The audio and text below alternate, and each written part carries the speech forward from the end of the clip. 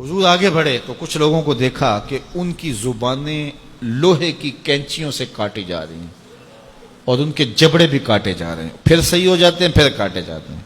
جبریل امین سے حضور نے پوچھا یہ کون لوگ ہیں؟ تو عرض گزار ہوئے ہاؤلائی خطباء الفتنہ، یہ آپ کی امت کے فتنہ پرور خطیب ہیں جن کی زبان سے نکلتے ہوئے انگارے قوم میں آگ لگا دیتے تھے اور لوگوں میں تفریق، تشدد اور افتراق کے بیج بوتے تھے۔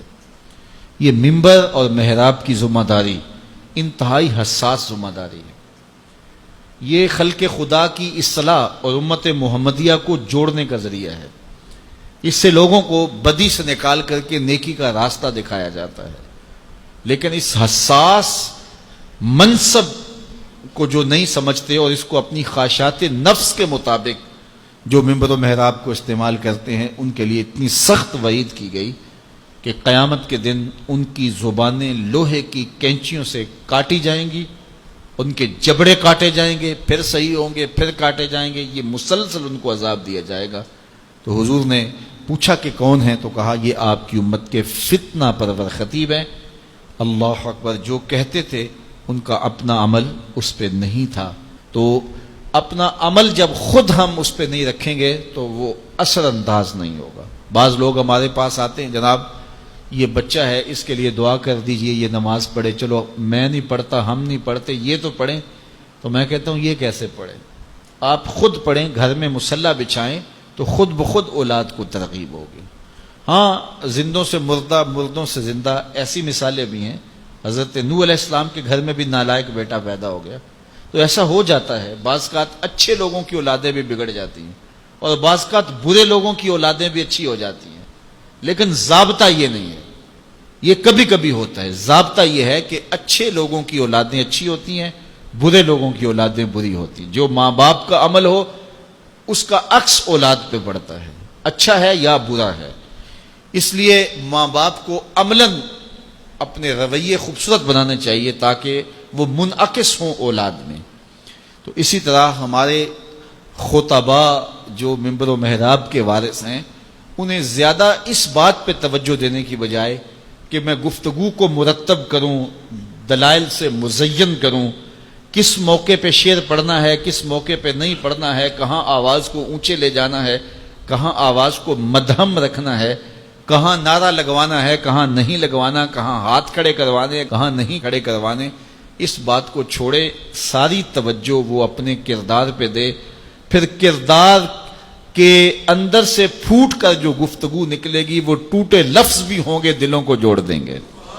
اشہد بلال عند اللہ اشہد، بلال کا اشہد ہی وہ دھوم مچا دیتا ہے کہ لوگوں کا اشہد بھی وہ دھوم نہیں مچاتا جو بلال کا اشہد دھوم مچاتا ہے۔ اس لیے ہمیں زیادہ توجہ اپنے کردار کی طرف دینی چاہیے۔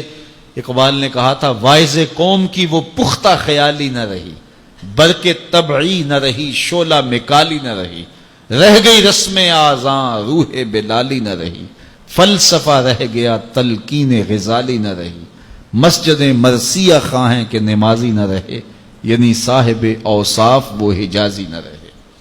تو آج ہماری گفتگو تو زیادہ ہے، جتنے چینل چل رہے ہیں، یہ ماہر سے عام آئے گا تو کیسے کیسے نکلیں گے دین سکھانے والے۔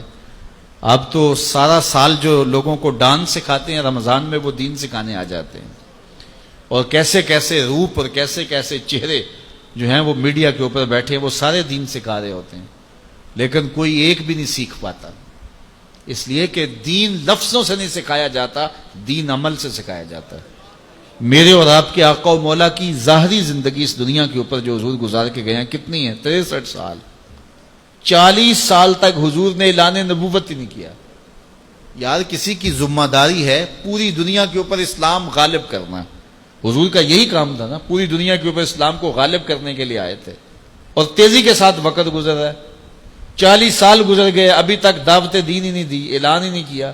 کہا محبوب 40 سال تک تیرے کردار کا سحر ان کے سینوں میں، ان کی روحوں میں اتر جائے، پھر آپ بولیں گے تو پھر کردار کی چمک اور روشنی اتنی ہوگی تیری بات کا انکار نہیں کر سکیں گے۔ تو 40 سال تک حضور کے کردار کی چمک لوگوں کو جو ہے وہ اپنی طرف بلاتی رہی، اور پھر 40 سال کے بعد حضور نے جو ہے وہ کوہ صفا پہ سب کو بلایا اور بلا کے کہا لوگوں اگر میں کہوں کہ اس پہاڑ کی دوسری جانب سے ایک لشکر آ رہا ہے جو تمہیں کچل کے رکھ دے گا تو میری بات مان لو گے؟ انہوں نے کہا نظر نہ بھی آیا تو کہیں گے ہم اندھے ہیں تم سچے ہو. تو کہا میری سچائی پہ اتنا یقین ہے تو پھر مان لو اللہ ایک ہے. تو یہ کردار تھا جس نے لوگوں کو ماننے پہ مجبور کر دیا.